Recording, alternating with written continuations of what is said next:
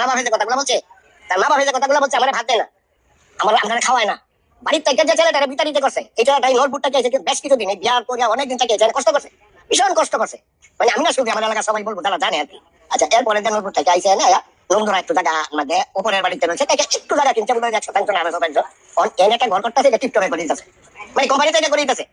এই বিষয়গুলো দেখিয়া তার মা বাবা সহ্য হইতেছে না, মনে করছে যে আমার ছেলে লাখ কোটি কোটি কোটি টাকা কামাইতেছে। এই যে এখন সে যে বলছে যে আমরা ভাত কাপড় দেয় আর দিতে চায়, আমি যদি আমার মারে ভাত, আমার বাবারে ভাত কাপড় দিতে চাই, আমার মা যদি ইচ্ছা করে বাবা ইচ্ছা করে না খায়, তাহলে আমার কি করা আছে?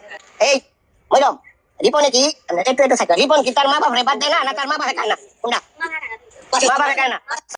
কিরে বাংলাদেশে হলুদ সাংবাদিকেরা, মাদার বোর্ডের বাচ্চারা, বান্দির পোলারা, হাজার হাজার মানুষ বৃদ্ধাশ্রমে না খায় মরছে, ওইটা লয়ে কেউ মাতস না। রিপন মিয়া কি করছে খালি ওইটা লয়ে মাতস। রিপন মিয়ার নাম না লইলে তোকে ভিডিওতে ভিউ না, ভিউ মারানির পুতায়, এটা আমরা ভালো করে জানি। গ্রামবাসী কি বলছে ওইটা শুনতে, শালা বান্দির পোলারা, রিপন মিয়ার নাম খালি লস। আর যারা যারা রিপন মিয়ার লয়ে ফেসবুকের মধ্যে টুল করতে ভালো করে এই ভিডিওটা দেখ।